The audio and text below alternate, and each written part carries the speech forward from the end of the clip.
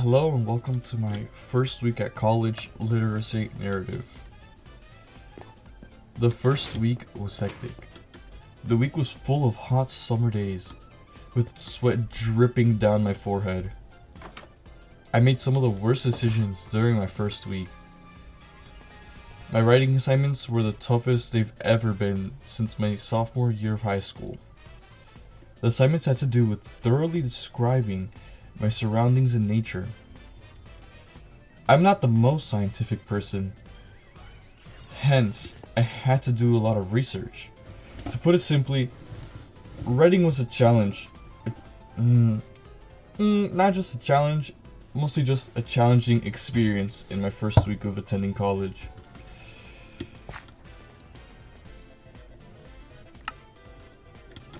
The first week is always the most nerve-wracking, and it didn't help that it was the first day.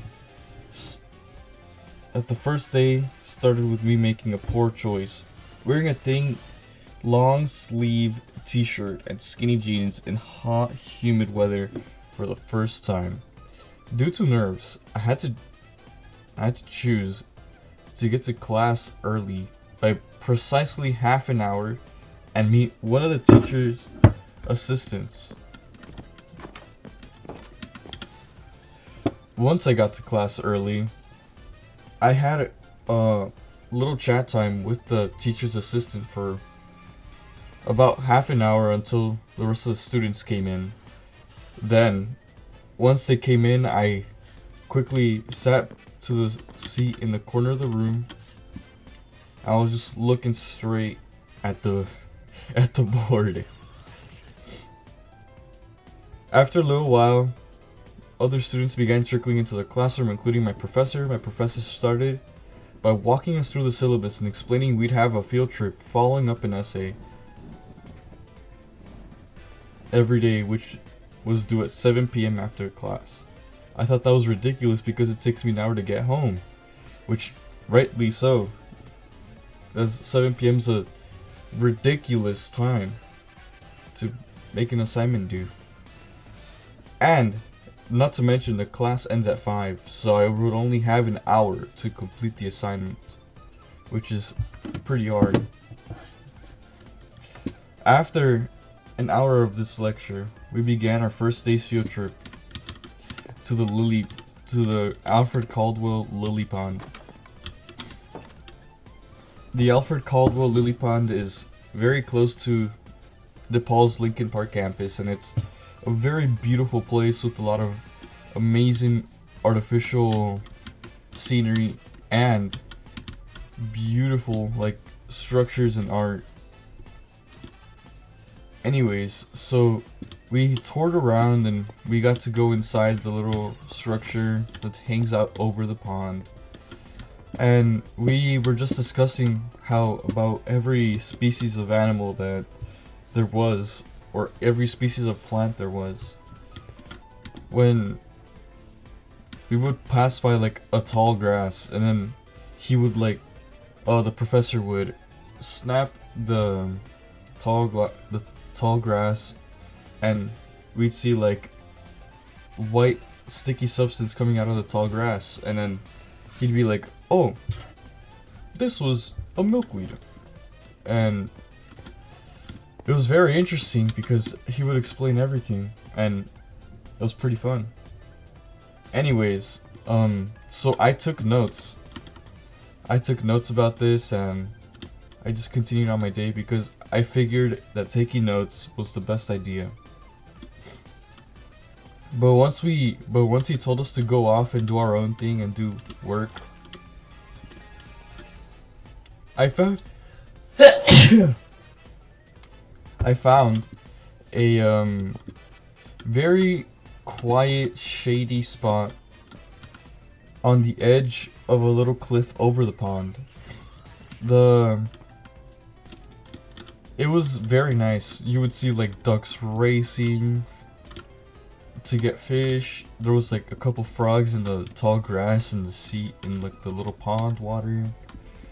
And anyways, I sat down and worked for the whole time that I was there. I non-stop wrote about how all the stuff I saw in nature.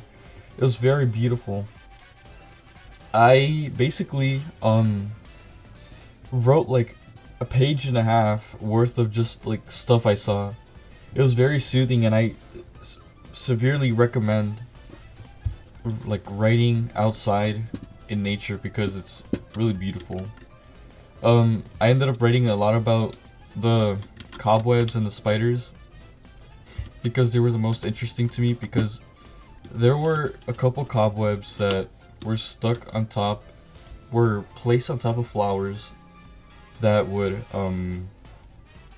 catch bees mid-flight, which would like obviously trap the bees, and the spiders would eat the bees.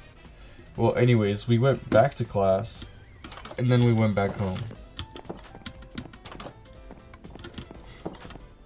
The next day, I went to class and I decided to go to the same spot where I sat, and basically, my professor, he decided to tell us that we were going to the beach and that we had to take our notebooks and notes. And, well, when we went to the beach was really nice. It had some beautiful sand dunes, and it had a huge forest behind it. It also had like a very dark sand by the waves, not just because the sand was wet, but also because it was a different shade of color of the sand by the front, and it was like lighter by the back of the beach. Anyways, we walked through the shoreline for a while. Then we took notes about like the seagulls and what they were doing and what they ate. Then we took a little path that took us to the piping plover eggs. Piping plovers are a type of species of bird that can only nest in this weird habitat that Montrose beaches, where it's forest, beach, and sand dunes. Piping plovers only nest there, and their eggs are very protected with fences all over the place to protect the eggs of the piping plovers. Then we continued the trail and walked through a forest that hid a military base back in the 1960s, which was very interesting.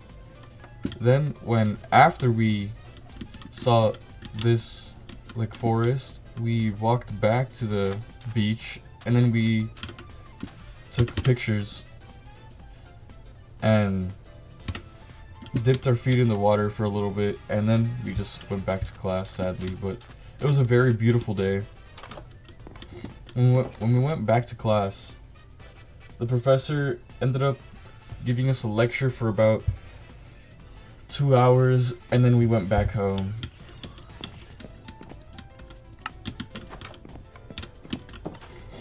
Once I went back home, I started writing about all the things I saw that day. I wrote about the piping plover, I wrote about the apricot trees covering the hidden military base, and I also wrote about how beautiful the area was, because it was 3 different habitats in one little area. The next day we went back to class and had a small lecture about like safety canoeing, and then we just left to canoe. Oops.